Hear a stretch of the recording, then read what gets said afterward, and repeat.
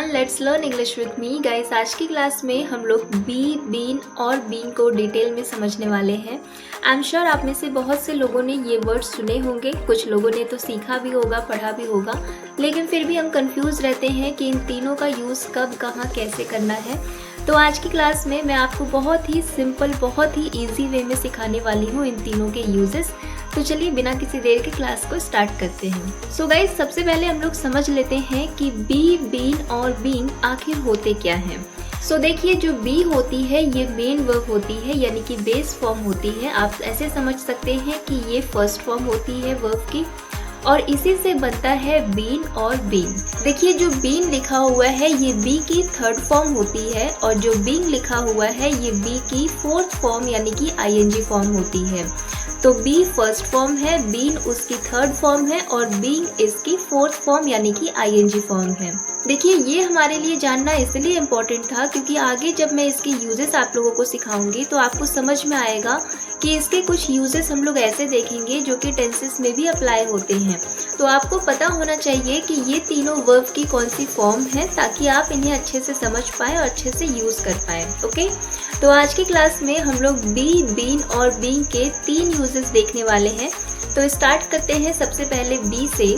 देखिए, बी का सबसे पहला यूज हम करते हैं बनने के सेंस में। जैसे हम बोलते हैं ना कि मैं डॉक्टर बनना चाहती हूँ, वो एक्टर बनना चाहता है, तुम्हें डांसर बनना चाहिए। तो जब हम किसी के कुछ बनने की बात करेंगे तो वहाँ हम बी का यूज करेंगे। जैसे एग्जाम्पल देखिए, तुम डॉक्टर बनोगे। तो इस सेंटेंस को हम ट्रांसलेट कैसे करेंगे समझिए, मैं आपको बिल्कुल बेसिक तरीके से बता रही हूँ। देखिए, सबसे पहले हम लिखते हैं सब्जेक्ट। तो यहाँ पे सब्जेक्ट है तुम, तो इसके लिए हम लिखेंगे यू। अब सेंटेंस के सबसे लास्ट में आ जाइए, देखिए लिखा हुआ है गे। और आप लोगों को पता होगा कि जब सेंटेंस के लास्ट में गा, गे, गी आता है तो हम विल लगाते हैं। तो यहाँ हम लिखेंगे विल। अब यहाँ पे देखिए, बनोगे, कुछ बनने का सेंस है ना, तो इसीलिए हम यहाँ पे विल के बाद बी लगाते हैं, और डॉक्टर के लिए हम लिखते हैं अ डॉक्टर। तो यहाँ पे आपका सेंटेंस बन गया you will be a doctor. अब यहाँ पे आप लोग टेंसेस चेंज करते रहिए, मॉडल्स चेंज करते रहिए, आपके सेंटेंस बदलते रहेंगे। जैसे कि आपको बोलना हो कि तुम डॉक्टर बन सकते हो, तो अगेन यहाँ पे हमारा सब्जेक्ट तुम है, तो हम लिखेंगे यू। अब सेंटेंस के लास्ट में आएंगे तो लिखा हुआ है सकते हो। तो जब सेंटेंस के लास्ट में सकते हो, सकती है, सकते हैं, इस तरह के वर्ड्स आते हैं तो वहाँ हम कैन मॉडल का यूज करते हैं, तो हम लिखेंगे कैन। अब बन सकते हो, यहाँ पे बनने का सेंस है, तो इस बनने के लिए हम कैन के बाद बी लगाएंगे। अब डॉक्टर के लिए लिखेंगे अ डॉक्टर। आप समझ गए कि सेंटेंस बन गया you can be a doctor, तुम डॉक्टर बन सकते हो। अब इसी सेंटेंस को अगर आप लोग इस तरीके से बोलना चाहते हैं कि तुम्हें डॉक्टर बनना चाहिए, तो आपका सेंटेंस बनेगा you should be a doctor. चाहिए के लिए यहाँ पे शुड आया है, और बनने का सेंस है इसीलिए यहाँ पे बी आया है शुड के साथ में। तो तुम्हें डॉक्टर बनना चाहिए, you should be a doctor. So I hope आप लोग समझ गए होंगे कि हम लोग बी का यूज किस तरीके से बनने के सेंस में करते हैं। चलिए कुछ और एग्जाम्पल्स देख लेते हैं। जैसे मैं टीचर बनना चाहता हूँ, I want to be a teacher. वो एक दिन डॉक्टर बनेगी, she will be a doctor one day. अब देखिए, नेक्स्ट बी का यूज हम लोग करते हैं होने के सेंस में। जैसे वो खुश होगा, तो देखिए होगा, इस गा के लिए तो विल आएगा, लेकिन ये जो हो लिखा है, हो मतलब होने का सेंस है ना, तो यहाँ पे इस होने के लिए हम लोग बी लिखेंगे विल के बाद। तो आपका सेंटेंस बनेगा ही विल बी हैप्पी। इसी तरह से वो गुस्सा होगी, तो गी के लिए तो विल आ जाएगा और हो के लिए बी आएगा, तो आपका सेंटेंस बनेगा शी विल बी एंग्री। तुम्हें ईमानदार होना चाहिए, यू शुड बी ऑनेस्ट। चाहिए के लिए शुड आ गया और होने के लिए बी आ गया, ठीक है। इसी तरह से वो कल घर पर होगा, he will be at home tomorrow. तो बी का दूसरा यूज हम करते हैं होने के सेंस में। ओके, अब देखिए बी का तीसरा यूज हम करते हैं रहो के सेंस में। जैसे खुश रहो, तो यहाँ पे रहो के लिए हम लिखेंगे बी, खुश के लिए हम लिखेंगे हैप्पी।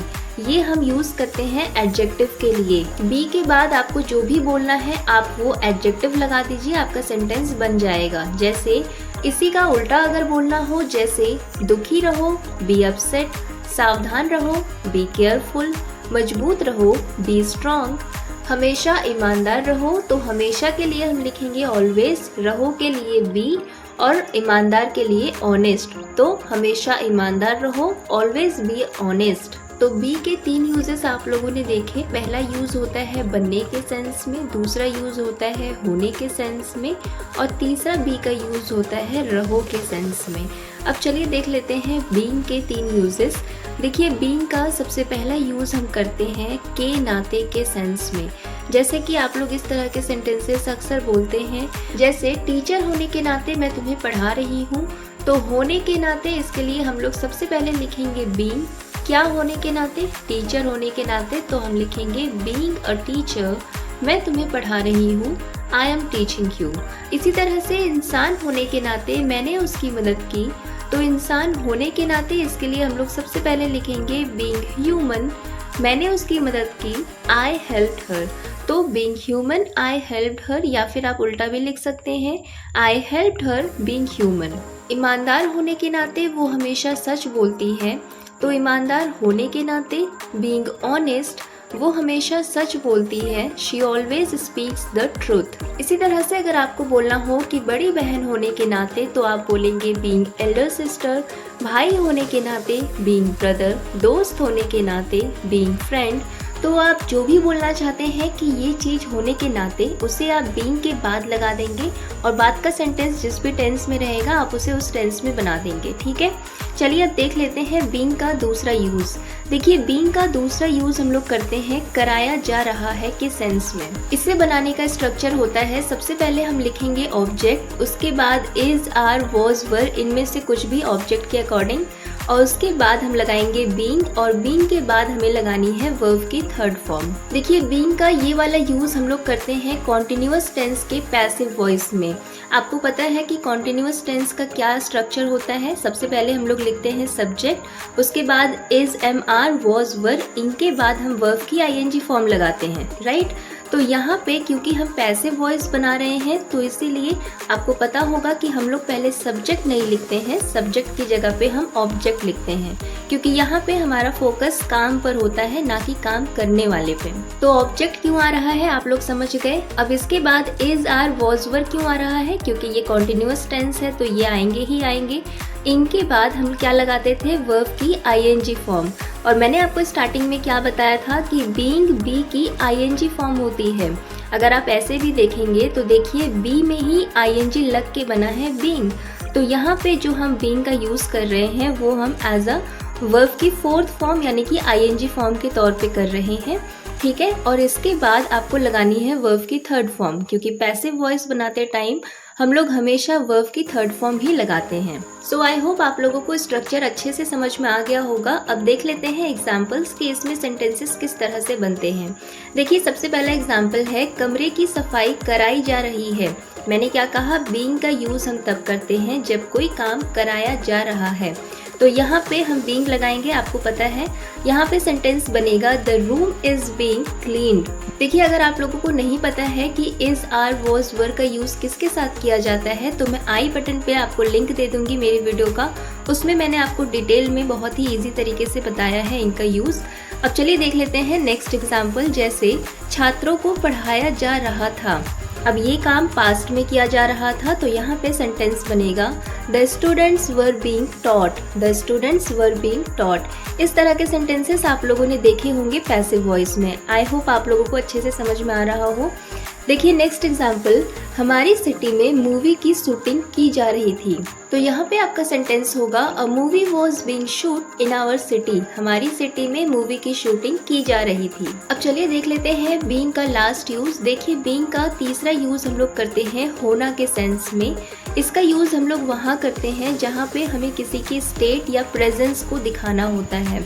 जैसे कि एग्जाम्पल देखिए, वो बदतमीज हो रहा है, तो देखिए वो बदतमीज हो रहा है, या आप इसी को ऐसे भी बोल सकते हैं कि वो बदतमीजी से बर्ताव कर रहा है।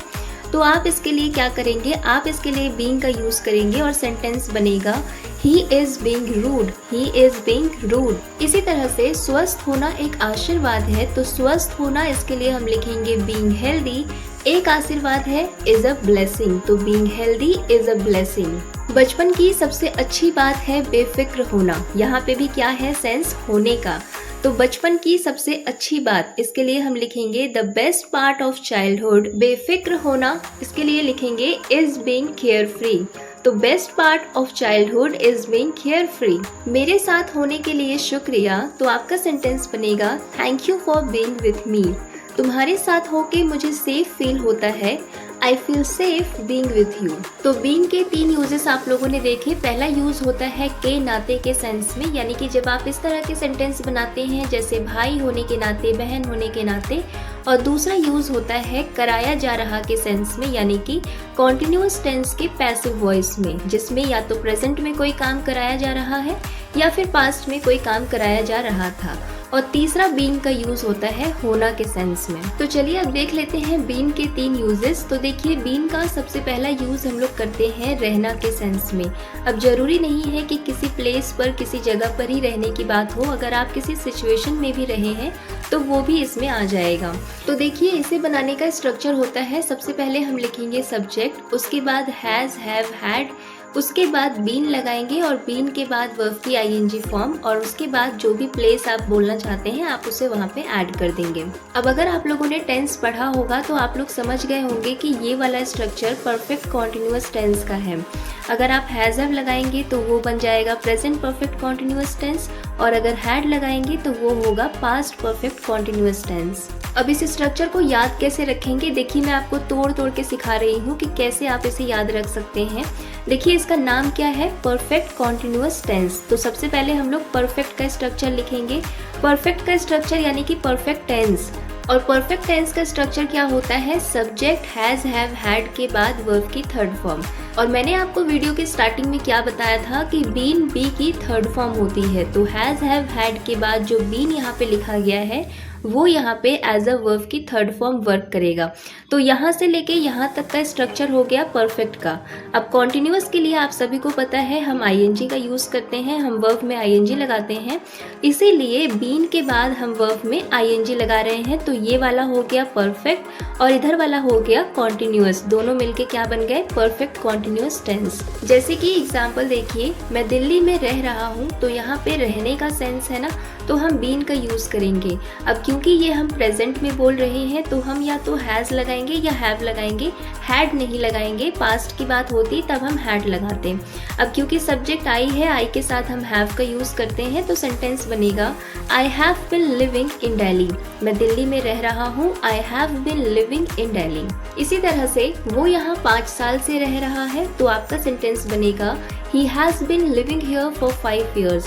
अगर आपको पास्ट में बोलना हो कि वो यहाँ 5 साल से रह रहा था, तो हम हैज़ की जगह हैड लगाएंगे, तब आपका सेंटेंस बनेगा he had been living here for 5 years। अब ये तो हो गई प्लेस की बात, जब आप कहीं पे रहने की बात करते हैं। अब हम सिचुएशन की बात कर लेते हैं कि अगर आप किसी सिचुएशन में भी रहे हैं तो वहाँ पे भी आप बीन का यूज़ करेंगे। जैसे मैं पूरे दिन व्यस्त रहा हूँ, तो आपका सेंटेंस होगा I have been busy all day. वे कई सालों से दोस्त रहे हैं, they have been friends for years, they have been friends for years. So guys अब देख लेते हैं बीन का दूसरा यूज़। देखिए बीन का दूसरा यूज़ हम लोग करते हैं करता आ रहा हूँ के सेंस में, या फिर करता आ रहा था के सेंस में। मतलब जब कोई काम आप काफ़ी लंबे समय से लगातार करते आ रहे हैं या करते आ रहे थे, उस केस में आप बीन का यूज़ करेंगे। और इसे बनाने का स्ट्रक्चर भी सेम होता है जो आपने इसके पहले देखा, यानी कि परफेक्ट कॉन्टिन्यूअस टेंस। तो यहाँ पे सबसे पहले आप स्ट्रक्चर में लिखेंगे सब्जेक्ट, उसके बाद प्रेजेंट की बात कर रहे हैं तो हैज़ या हैव लगाएंगे, अगर पास्ट की बात कर रहे हैं तो हैड लगाएंगे, और इन सभी के बाद आपको बीन लगाना मस्ट है, और बीन के बाद आप वर्ब की आईएनजी फॉर्म लगाएंगे। जैसे कि एग्जाम्पल देखिए, मैं पढ़ाता आ रहा हूँ, तो यहाँ पे आपका सेंटेंस होगा आई हैव बीन टीचिंग। हमने हैव क्यों लगाया, क्योंकि ये सेंटेंस हमारा प्रेजेंट में है, तो हम प्रेजेंट में हैज़ या हैव का यूज़ करते हैं, आपको मैंने बताया। अब क्योंकि सब्जेक्ट आई है, इसलिए हम लोगों ने हैव का यूज़ किया है। नेक्स्ट एग्जाम्पल देखिए, मैं पिछले 10 सालों से इस कंपनी में काम करता आ रहा हूँ, तो आपका सेंटेंस होगा I have been working in this company for the last 10 years। मैं 5 सालों से यहाँ पढ़ता आ रहा था, तो अब सेंटेंस पास्ट में है तो हम हैड का यूज़ करेंगे, तो सेंटेंस बनेगा I had been studying here for 5 years।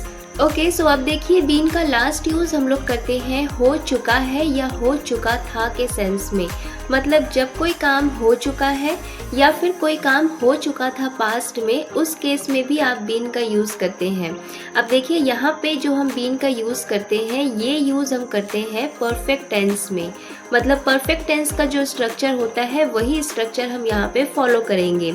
सबसे पहले लिखेंगे सब्जेक्ट, उसके बाद हैज़ या हैव अगर प्रेजेंट की बात है तो, अगर पास्ट की बात है तो हैड लगाएंगे, उसके बाद बीन लगाएंगे और बीन के बाद वर्ब की थर्ड फॉर्म लगाएंगे।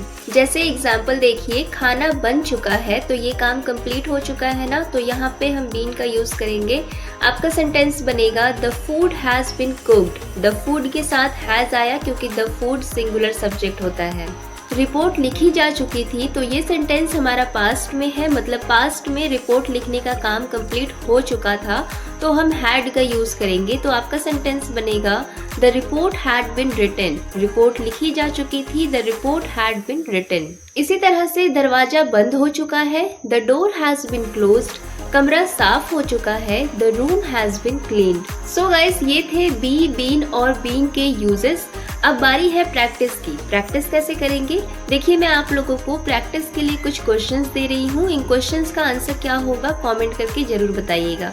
और हाँ गाइस, वीडियो पसंद आई हो तो लाइक कर दीजिएगा और अपने दोस्तों के साथ भी शेयर करिएगा। Thanks for watching.